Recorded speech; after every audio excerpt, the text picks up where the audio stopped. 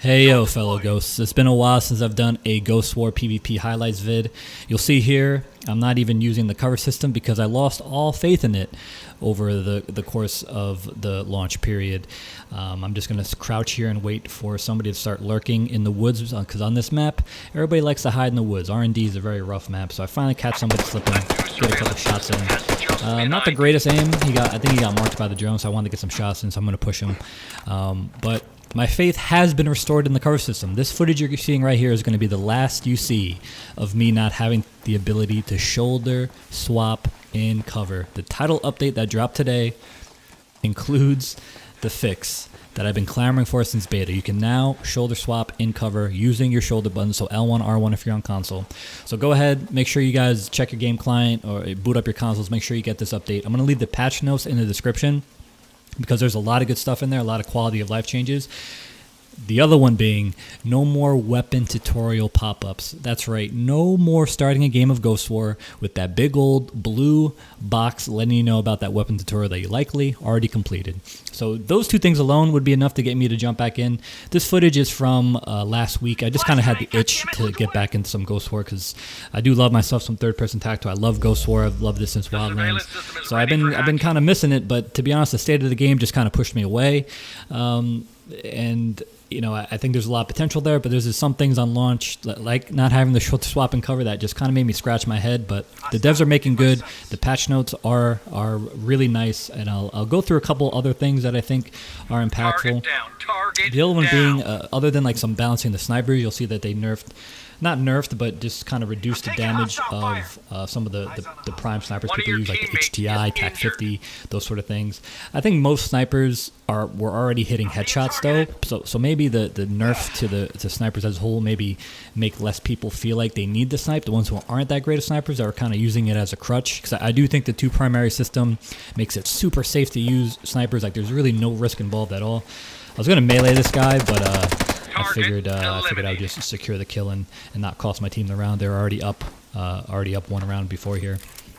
And yeah, this round actually gets quite interesting as I get into the building. You'll see in a little bit. But so other than the sniper changes, like I said, I think that the two primary system is still kind of flawed in that way. It skews towards the sniper, but maybe these changes will kind of push people to using some other weapons. And the true snipers, the snipers who are out there popping headshots, probably won't have any issue with the changes. But the other big one that I wanted to mention real quick before I just get into the gameplay is matchmaking.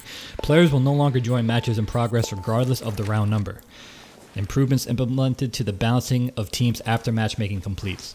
So I believe that this change, especially the players will no longer join matches in progress, will really clean up the downtime in between rounds, because there's nothing worse than playing a round and then all of a sudden somebody lags out or somebody rage quits, and then you're just sitting in the lobby. Even though you're in the same game, you're waiting to finish the same game, and you're just waiting for new people to join your game before you can progress. It's really annoying, and I know it's annoying to be outnumbered, but I really think that the speed in which matches complete, because they're only best of 3 right now, I really think it just wasn't conducive to the way the game's set up. I just think there's too much time. There's way too many loading screens and Breakpoint. I could probably make a whole video on things I would like to see implemented in Ghost War. But so I'll save that for another time. But I really think these changes, the shoulder swap, no more tutorial bug popping up, a little sniper balancing, and the matchmaking changes are going to make Ghost War a pretty smooth experience. There's still a long way to go, but I'm really hopeful. So again, this is the last highlight video you're going to see without me being able to swap shoulders. And I'm looking forward to putting out a lot more Ghost War vids. I'll stream on Twitch quite regularly. I'm always down to do some open invites for people who are on PS4. And I'll keep the Ghost War content coming. So thank you for the support. And we'll just get right into the end of these rounds right here. Thanks for watching, guys. Moving into the area. Hurry up and finish this. Target down. Target down.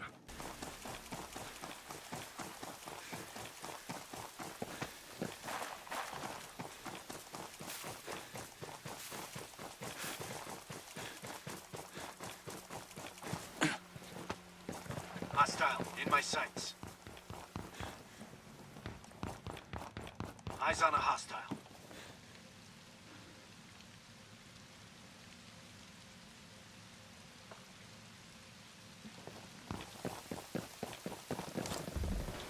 Enemies down. Good kill.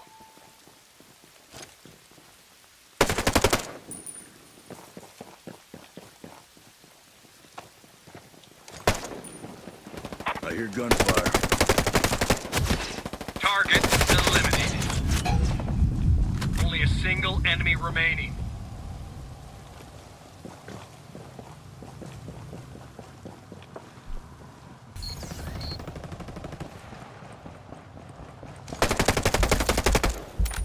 Target down. Target down.